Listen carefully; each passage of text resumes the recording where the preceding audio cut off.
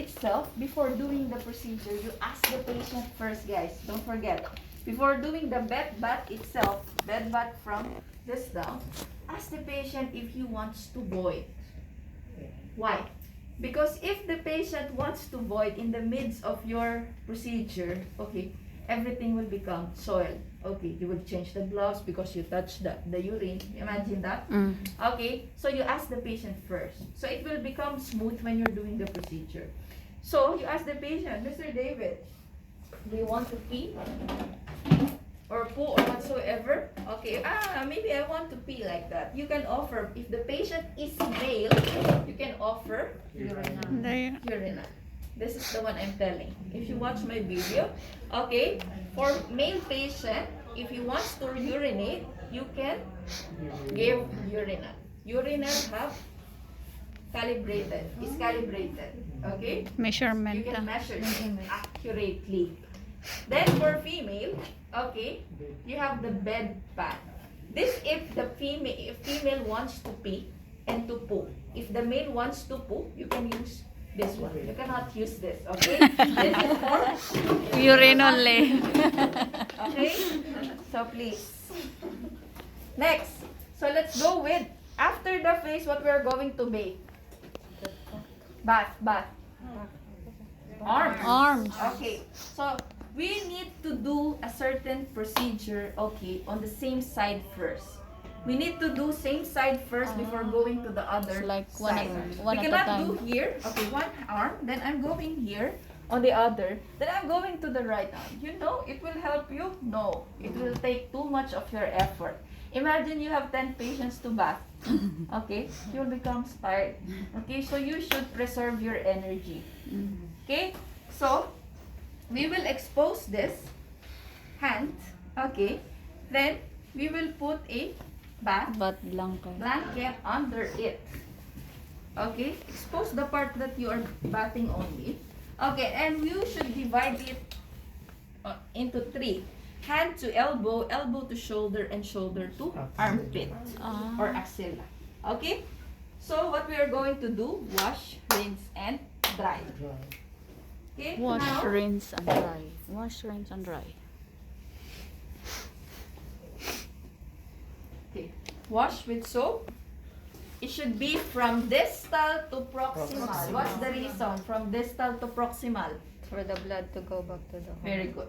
For good blood circulation. Okay? If you're doing like this, you are allowing the blood to go into the heart. Okay. Okay? What we're going to do? 1, 2, 3, 4. Okay, wash. Okay? Wash. Then shoulder to Armpit. armpit. Okay. Then now, rinse. Gutom na ako. I'm hungry. Tumutunog din siya. Ganyan na. Sabi niya, Miss F.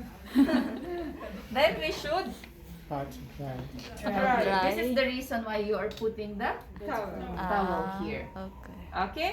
With matching massage. Yes.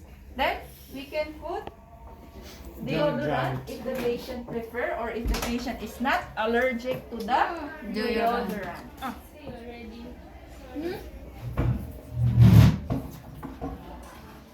Okay, now after that is we are going to do the next step, madam. The Nail legs. care. Okay, now we have the nail care. Okay. So, what we are going to do, we should rinse The nails. the nails of the patient. So, how many minutes? 5 minutes, 5 to 10 minutes. Okay, but don't soak the diabetic patient with the peripheral vascular disease and peripheral neuropathy. Pwede rin ito, ma'am, yung ano, no, kidney basin. Yes, better kidney basin or this one. So, we need only the Nail clip. nail cutter. Actually, this is not the one, the straight one. Okay. This one, the emery board. Okay, we just need it. Okay. So, you rinse it. Okay. After rinsing it, Make sure that there is towel or incontinent pad here, guys. Okay. Pat dry. Then, what we're going to do to remove the calluses, okay, up to you. It doesn't need to be in sequence. Up to you. As long as you're doing it right. This one, okay, you should cut it straight like this. Don't cut here, okay, on the side. It's a no-no. Especially if you're going to US, to Canada, they only cutting their nails straight. Okay? Actually, for us, in our culture, what we are doing is we are cutting here and we are removing it too deep. Okay? We are used to that. But in Other the United countries. States and other countries, they are not doing that. It's not allowed. If you mistakenly make it bleed, okay, you will go to jail. Yes, correct. Okay, so you cut it straight, cut it straight, cut it straight, straight. Then, if there is dirt, okay, you can remove it. Okay, remove.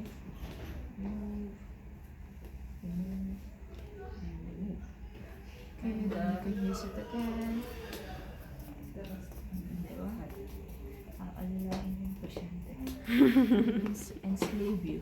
Then, the sharp one, emery board.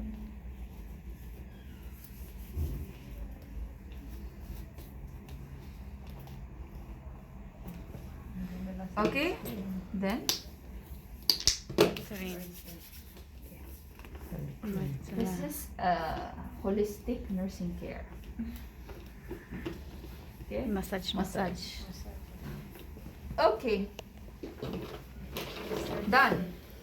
Okay, now after this nail care is we are going to the tests. Okay, so what we are going to do, Cover. okay, please lower the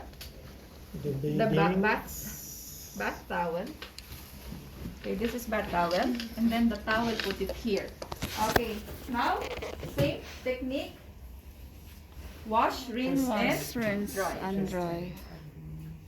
Okay. Wash, rinse, and If the patient dry. is female, put particular attention under the Breast. Okay, so what we are going to do, wash. Okay, wash. It's always go down, no? Rinse. Okay, if the patient is female, I'll just show you. Don't expose like this. Okay, like this. Okay, this. Need to have privacy. Okay, then that's why you put this. This is the one you will dry. Okay, next you go down, go to the abdomen. Abdomen. Okay, I'll show you.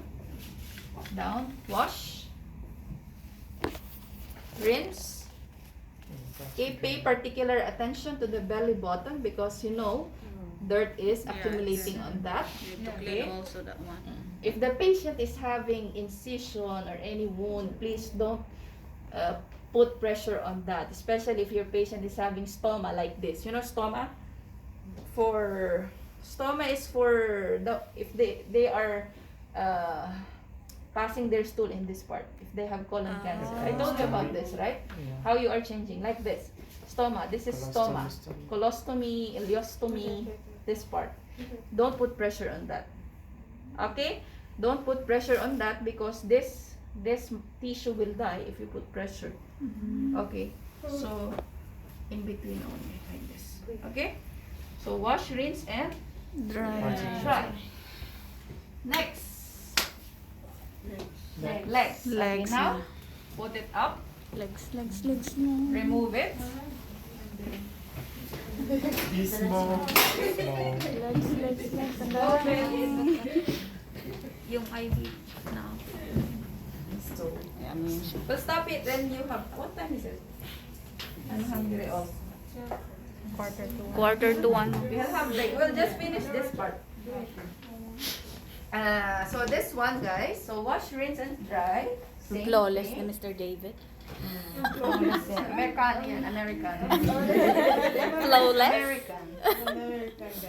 Okay, so divide it again into 3. Foot to knee, knee to thigh, and thigh to groin. Okay? So again, wash. Okay, Rinse. wash. Oh, wash. All wash first. Wash. Okay. Wash. Wash. And then dry. Dry. Sorry, wash here. From fry to Grind. Grind. Okay, now let's go to rinse. Rinse. All rinse. Rinse. 1, 2, 3, 4. Rinse. Kinitik Okay. siya, ma'am. Then Pat it dry. okay. Nakilitis.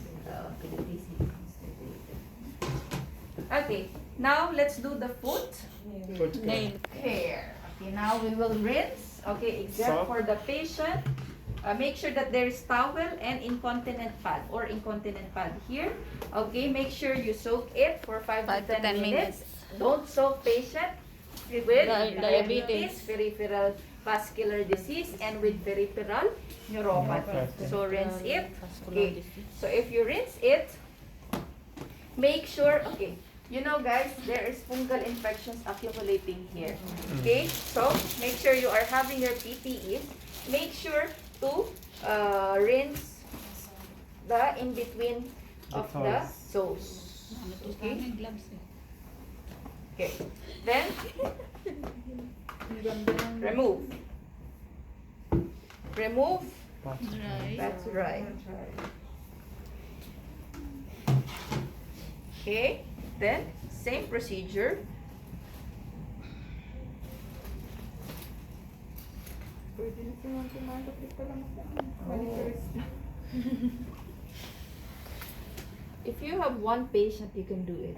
Actually, in the real world, you can do it for one patient. But if you have 10 patients, don't offer this to your patient because you cannot go out of that patient. Yes. Takes How time. often do we change the water?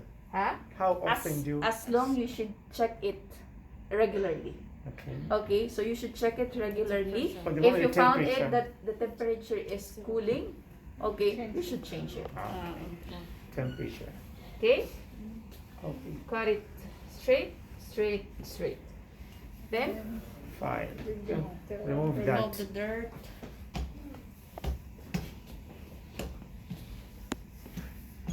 okay, then file.